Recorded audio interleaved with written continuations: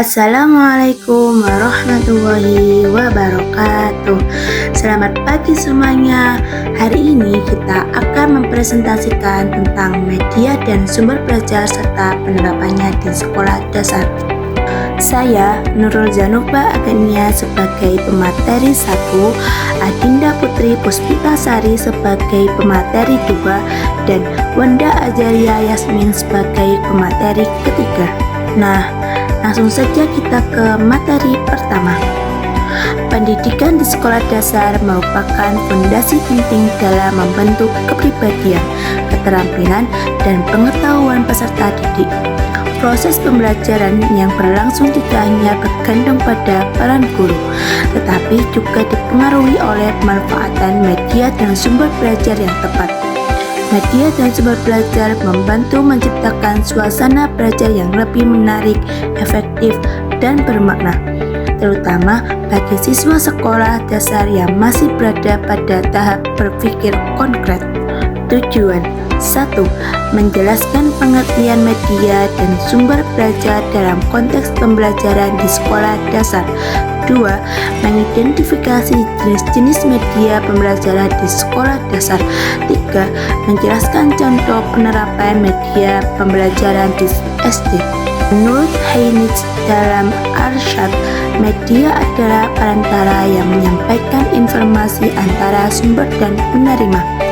Maka bisa diartikan media pembelajaran adalah segala sesuatu yang digunakan untuk menyampaikan materi, pesan, ide, atau gagasan dalam proses belajar mengajar. Sedangkan sumber belajar menurut Ahmad Sudrajat, sumber belajar adalah segala sumber yang meliputi berbagai informasi, kemudian dipergunakan oleh peserta didik baik secara individu ataupun kelompok dalam belajar untuk memperlancar pencapaian tujuan pembelajaran atau kompetensi tertentu. Nah, selanjutnya saya akan menjelaskan tentang jenis-jenis media pembelajaran di SD. Nah, apa aja sih jenis-jenis media pembelajarannya? Yuk kita simak. Yang pertama adalah media visual. Media visual adalah media yang dapat dilihat dengan indera penglihatan dan menyajikan informasi dalam bentuk gambar, teks, atau simbol. Media ini membantu siswa memahami konsep abstrak dengan tampilan visual yang lebih konkret. Contohnya adalah flashcard dan juga peta. Yang kedua adalah media audio. Media audio adalah media yang hanya dapat didengar melalui indera pendengaran. Media ini menyampaikan pesan dalam bentuk suara atau bunyi. Media ini berfungsi melatih kemampuan menyimak, meningkatkan daya imajinasi, dan juga membuat pembelajaran lebih menyenangkan. Contohnya adalah radio dan juga lagu edukatif. Yang ketiga, media audiovisual. Media audiovisual adalah media yang memadukan unsur suara atau audio dan gambar atau visual secara bersamaan. Media ini menyajikan informasi lebih hidup dan menarik sehingga siswa dapat melihat sekaligus mendengar materi. Nah, contoh dari media audiovisual adalah video pembelajaran dan juga presentasi multimedia. Yang keempat adalah media konkret. Media konkret adalah media berupa benda nyata atau tiruan yang bisa diamati, disentuh, dan digunakan secara langsung oleh siswa. Media ini mengkonkretkan konsep abstrak agar lebih mudah dipahami oleh siswa. Nah, contohnya itu bisa berupa penggaris. Yang kelima adalah media cetak. Media cetak adalah media yang menyajikan informasi dalam bentuk bahan tertulis atau cetakan. Media ini berfungsi memberikan sumber bacaan dan latihan yang bisa dipelajari secara mandiri oleh siswa. Nah, contohnya dari media cetak itu adalah buku, juga bisa berupa poster edukatif. Yang keenam adalah media berbasis teknologi atau digital. Adalah media yang memanfaatkan teknologi informasi dan komunikasi sebagai sarana belajar. Nah, media ini memperluas akses belajar, menyediakan pengalaman interaktif, dan juga bisa menumbuhkan literasi digital siswa sejak dini. Nah, contohnya itu bisa berupa komputer, smartphone, dan lainnya. Nah, kita sudah sampai di contoh penerapan media pembelajaran di sekolah dasar. 1. Media visual. Dengan penggunaan media visual berupa gambar, poster, atau slide, siswa lebih mudah memahami karena konsep yang diajarkan divisualisasikan secara konkret.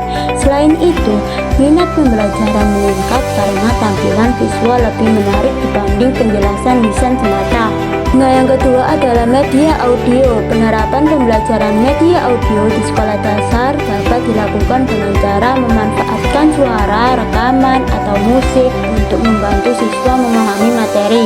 Nah, yang ketiga adalah media audio dilihat dan didengar.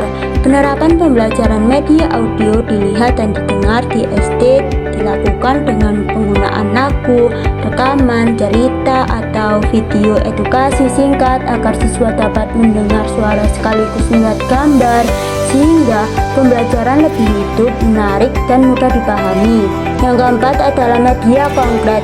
Penerapan pembelajaran dengan media konkret berupa benda nyata atau alat peraga dilakukan dengan cara menghadirkan benda atau alat langsung di kelas, memberi kesempatan siswa memanggang dan menggunakannya, serta mengaitkan pengalaman itu dengan materi yang sedang dipelajari. Nah, yang kelima, media berbasis cetak. Penerapan media berbasis cetak dilakukan dengan penggunaan buku, modul, LKS, poster, atau kartu bergambar, di mana siswa diajak membaca, menulis, mengamati, dan mengerjakan latihan sehingga pembelajaran lebih terstruktur, mudah dipahami, dan melatih kemandirian pelajar.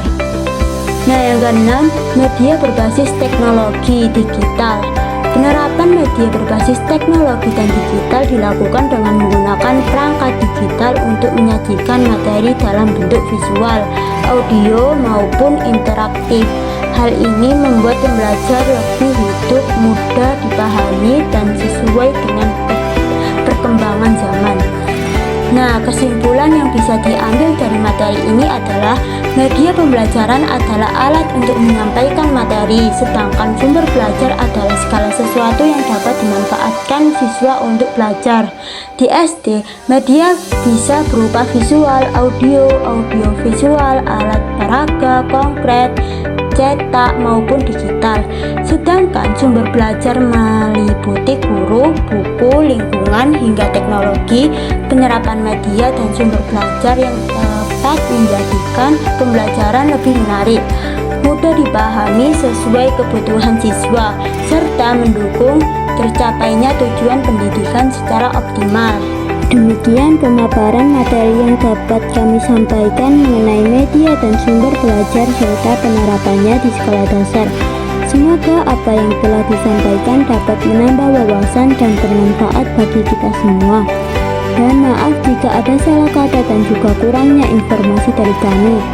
Dan juga terima kasih atas perhatiannya. Demikian, wassalamualaikum warahmatullahi wabarakatuh.